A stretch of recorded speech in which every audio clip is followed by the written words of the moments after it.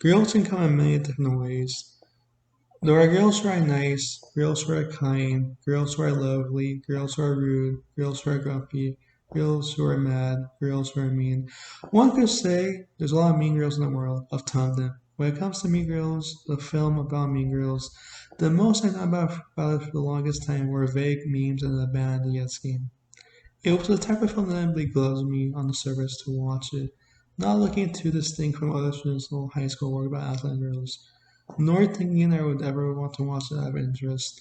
At one of my local cinemas last autumn, I remember they were playing screenings of the picture for its 20th anniversary. I could have gone, especially because it was around the time I saw several other classes for the first time theatrically, but instead I wanted to watch Look Back, which I regret even hindsight, maybe I should have gone on the side.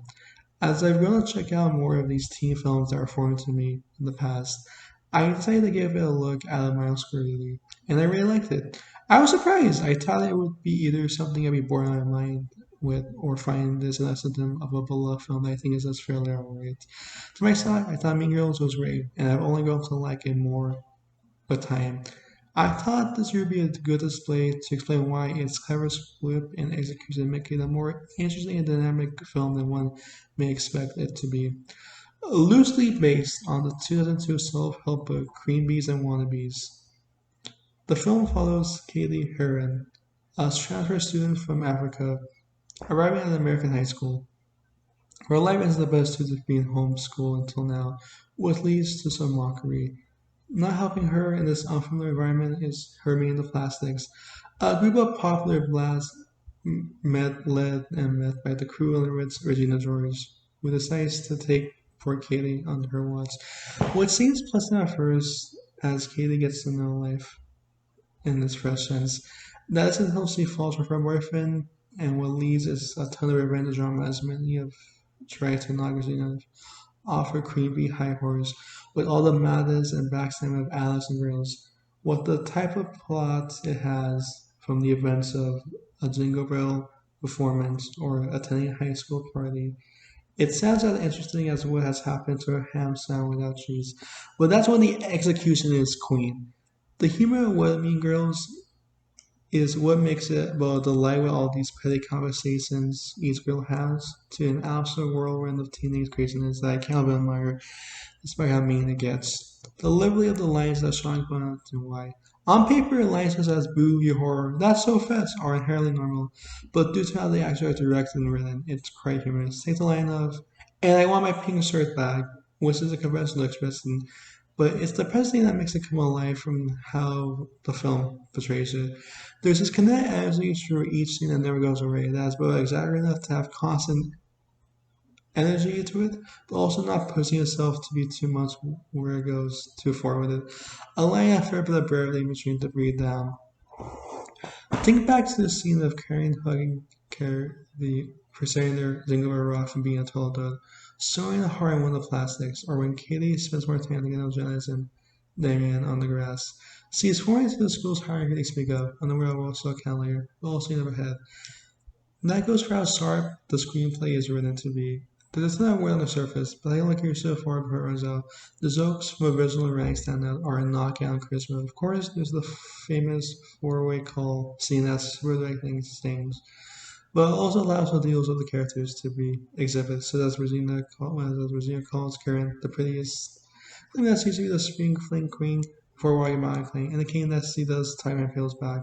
Which we'll see more of over the course. Even the opening scene of plastics in the gym establishes everything we need to know about them with their foundation, pulled by each girl's frame and what the main personalities are and who they represent. But it's not only the typical humor or studs that make this film excellent, but this and all the extra meat it adds onto its basic premise. In particular, how it tackles social hierarchy in a high school setting, and how it displays what happens when you choose being popular or real emotion, and the clear dynamics that focus on building the relationships that make it all come together. These ideas are not new to the world of school-based media, but the execution is what makes it work. As Kitty becomes illustrated with Regina's empire, she starts her true kindness and play with becoming a mean girl.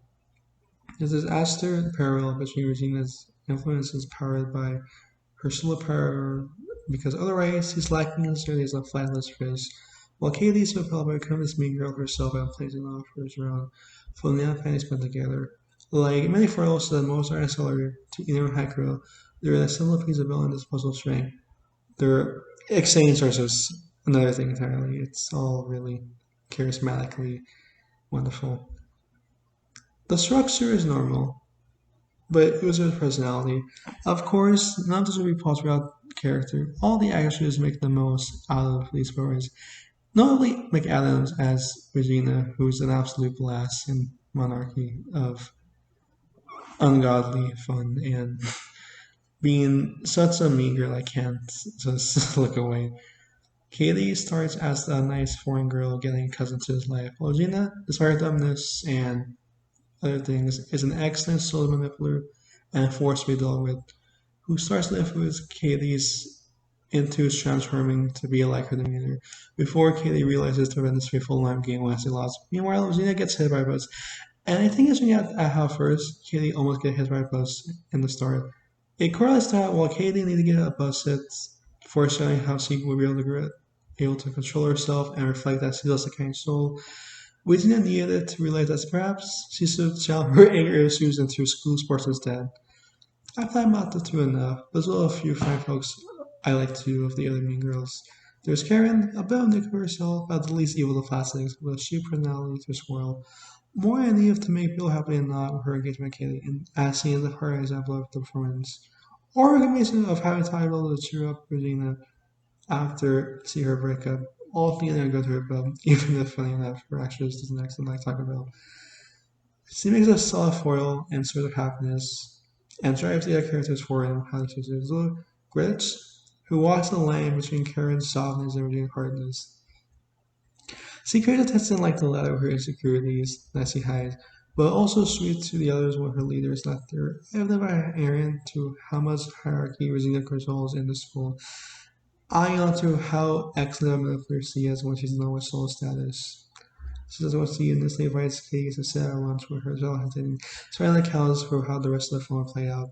This is one that has me how naturally solid these voices, ironic given how we're dealing with a mean girl up here. All the other life style voices, to be fair. Come to think of it, the way Kaylee and Regina are in a relationship dynamics between Jamie and Angeline and Tim Burton's Judah Diary was also to be the same as Mean Girls. In that series, Jamie sees Angeline as this shallow, stereotypical pretty girl that drives her bananas. Yet over the course of the book, as they get to know each other, Jamie sees that she's kind-hearted, even if she's not strictly the news CC.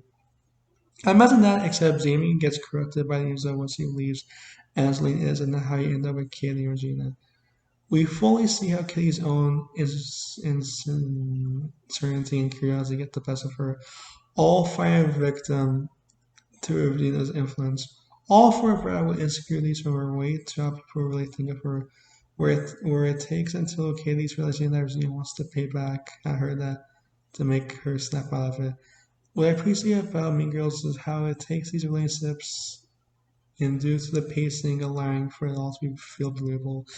There's the right amount of time to get to each component that makes the character and story around smooth as Brother Muffin and the character again. Which didn't influence Katie at the very time. We see the rise and fall of Katie's into peer pressure that results in losing women her what she is at the ideal time, as you see as a more than plastic to others. We even see how Regina decides best to swim Regina into sports the body at the explanatory time, as she smells Katie at the film's end. Even in the opening, where Katie reflects on living in Africa, I got the early feelings that this would be better than I expected. The fall of the Bernberg stuff, the amount of name-calling and rude gossip among the peers, results in the I felt happened. Harkening back to those memories of attending school and having lots of meetings early because there were a bundle of students who couldn't help themselves but get into a fight for Lucy. It's not too far from being close to that, and that's what I like about it. There's a ton of details I didn't notice on my delivery that came to land me, such as when Katie's written investment of the teens at the mall preludes the fallout of the Bernberg genre and behavior. A pivotal scene to highlight is the ending when Katie is elected as queen to her surprise, where she decides to shout out the tiara and releasing the parts that gotta make up to them, where she truly regains her former self, making amends with the emotion on everyone's faces, all while she has a plastic crown. Plastic whisk and break. Like friendships, I really given up phone closer with everyone constantly instead. Why won't an Amigos a hub of impressive quota of jokes, one-liners, and dozens of collaphs that make it memorable? What makes it pop and linger long after watching those characters and how the narrator selects to portray them? That creates a film that is both entertaining and compelling. I would never say that the only worth Migos has are memes or viral moments. Eye candy that only lasts for a Sunday afternoon before it becomes absolute mockery when nobody latches on to in the long term. Recently, I watched the new Minecraft movie, which I found to be lousy. My biggest problem with the Pixar was that it wasn't because it wanted to be a fun film, but rather how mindless and rubbish it was in deceiving that girl. A story that has an afterthought best to make room for action scenes with a Minecraft code penguin and Mr. Black saying Minecraft turns to the orange. Generic unreal humor can be cut out entirely, and attempts at emotional stake or investment are never extended beyond a step that goes nowhere. It really told me that these kids have a dead mom, and implied that their secret sense of ambiguity about her was to make them live alone. I feel it would be best for them to elaborate on this part, and I'm not the ones to point all this. Sir has mildly amusing moments, but what value is there outside of the means or the novelty of the chicken jockey character? I feel the potential was to make a more engrossing film using Minecraft's creativity as a basis, but it's ironic how it turned out to be the opposite of creative. The assumed maker of the film ultimately fully fails to work because of how half-assed it is as a whole. If the advertising invites you to turn off your brain, that tells me everything I need to know about the film. On the contrary, if Minecraft is an example of a bad, fun comedy that fails to capture the potential it has because it extends on turning off your brain for it, then Miguel is the polar opposite. I don't think it would be anywhere near as accountable as it is without that running to the further substance. I don't see it as stupid minus one either. Sure, it's stupid, but it's also smart. I mean, it's stupid brilliant. Even as someone who wasn't a part of the team demographic that's on before, nobody wants to be good. It goes to show how much of this I appreciate, and none of it matters, which I feel great art can do. That it will transcend the target audience and can respect anyone. It's a film I really dislike, and I can't help but say that I've only almost seen as one of my favorite films now. From the ingenious script to the scripts and characters, and all the course of how it captured high school life to the fullest. It makes for a wonderful, crazy time that got that finds developing and after the year brushing off. The limit does not exist when it's all mean. What's your free on YouTube before it's removed? Or prior when it comes back? Remember, it's simply just fun.